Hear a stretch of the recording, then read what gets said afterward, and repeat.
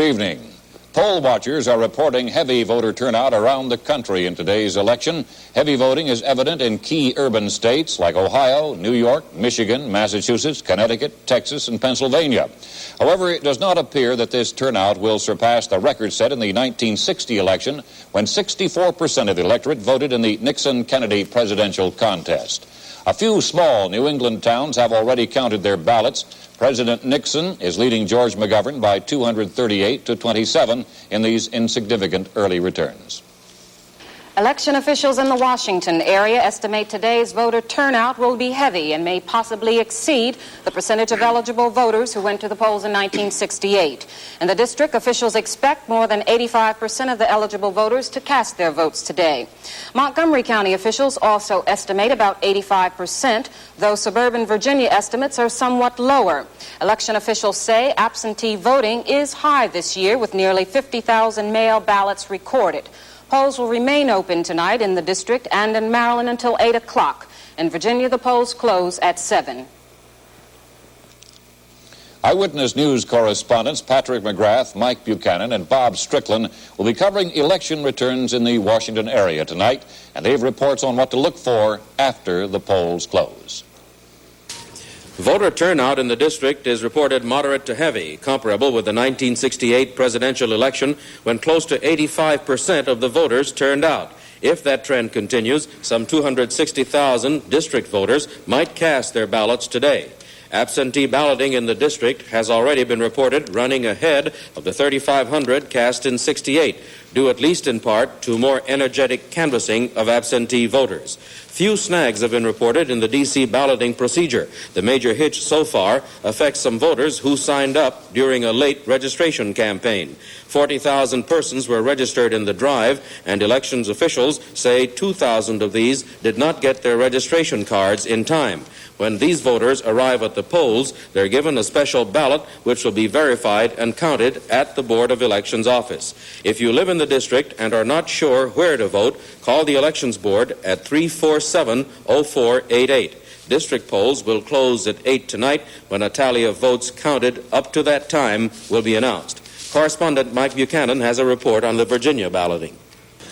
With voter turnout in Virginia being called heavy to moderately heavy, President Nixon's campaign directors in the Old Dominion are already talking about the president becoming the first 1 million vote candidate in the state's history.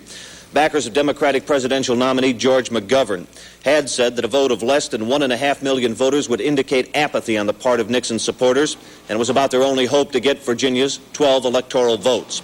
Election officials in Virginia now, however, are looking for about 1,700,000 ballots. Also at stake in Virginia, a U.S. Senate seat, one of 33 being contested across the country. Republican Congressman William Scott is challenging Democratic incumbent William Spong. Scott's campaign tied closely to the president's re-election bid, Spong stressing his record and political independence. 2 congressional races are the feature events in Northern Virginia, where election officials are now predicting a record vote.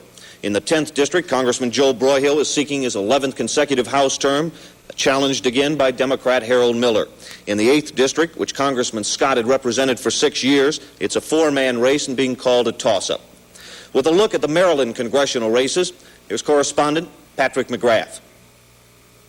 Maryland is also reported to be heavy. It must be the presidential race that is bringing them up, because most of the 8 races for Congress have not been very spirited affairs. In 7 of the districts, the incumbent congressmen are running for re-election, 4 Democrats and 3 Republicans, and they are all favored to win. The most interesting race is the 4th District, where there is no incumbent. The 4th is a new district made up of Anne Arundel and the southern part of Prince George's counties. The 2 candidates there are Democrat Werner Fornos, a former member of the state legislature, and Republican Marjorie Holt, the clerk of the Anne Arundel County Circuit Court. The Republican Party at the national level has made this a target district in its efforts to win a majority in the House. Of course, we will also be watching 2 other races closer to home. The 5th District of northern Prince George's County, Republican Congressman Lawrence Hogan against Democratic State Senator Ed Conroy. And the 8th District, that's Montgomery County, has Republican Congressman Gilbert Goody up against Democrat Joseph Anastasi, a former aide to Governor Marvin Mandel. And Gordon Peterson will be providing returns on the presidential race in Maryland as well as the district and Virginia. Bob? Well, Television 9 will carry complete election coverage tonight starting at 6:30 with the CBS Evening News. Walter Cronkite and the CBS election team will cover the national picture. The Eyewitness News election team with Gordon Peterson and Max Robinson will keep tabs on election returns in the district and the important area races from Eyewitness News Election Central. We had a nice day today, and district officials are expecting a heavy turnout at the polls. Hilton Catterley is here. Do you think the weather is having an effect on the national scene? Well, the political experts say it is not at this hour, although rain is widespread over many parts of the country, particularly in the Midwest and the heavy industrial sections of the Midwest, where rain is falling in the Great Lakes region, Chicago, Detroit, and so forth, all the way down the Mississippi Valley. Both Republicans and Democrats say they have seen no indications that the rainy weather in the Midwest or the rainy weather out in California has had any effect whatsoever on the voter turnout. Bob? Next, British housing prices are skyrocketing, and the new freeze brings no relief.